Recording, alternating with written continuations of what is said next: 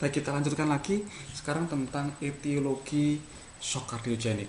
Ya, seperti disebutkan di awal bahwa shock kardiogenik ini adalah suatu kumpulan gejala, ya, kumpulan gejala-gejala yang disebabkan karena menurunnya fungsi jantung, yang berakibat ke nanti gangguan perfusi pada jaringan.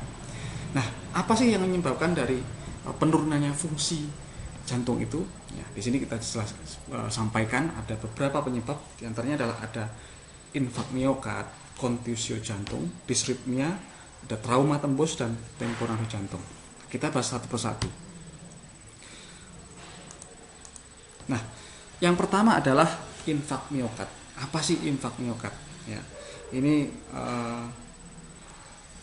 masalah yang paling umum yang bisa menyebabkan terjadinya shock kardiogenik.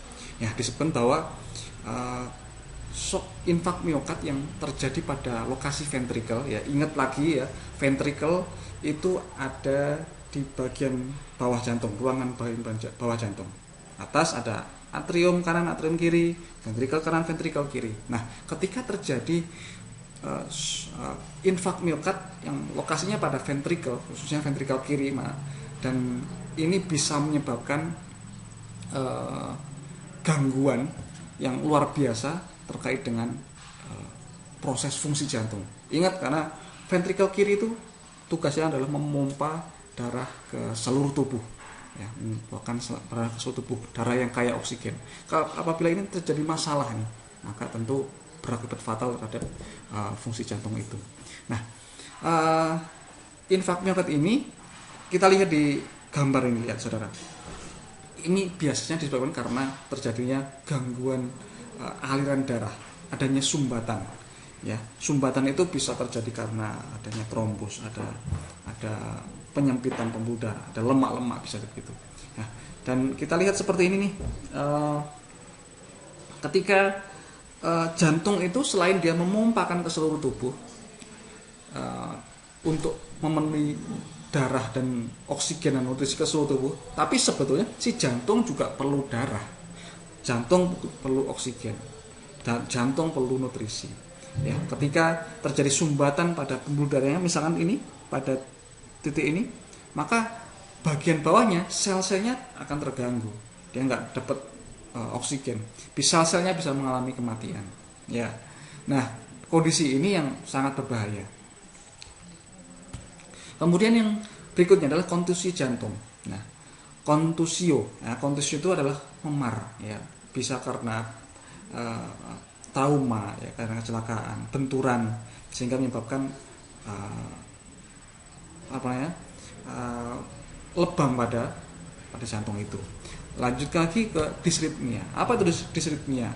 Ya, ingat kata-katanya tentang ritme. Jadi ini berkaitan dengan irama jantung, atau yang biasa disebut juga dengan aritmia.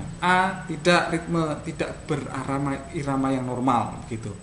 Nah, tentu disritmia itu penyebabnya juga macam-macam, ya.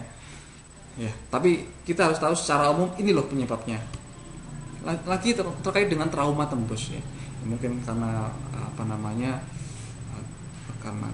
suatu kejadian yang menyebabkan terjadinya trauma tembus.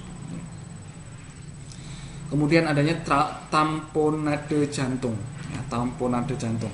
Kita lihat pada gambar ini, ya. Ini ada gambar jantung sehat, ada jantung yang mengalami tamponade. Terus apa bedanya? Kita lihat pada jantung yang mengalami tamponade.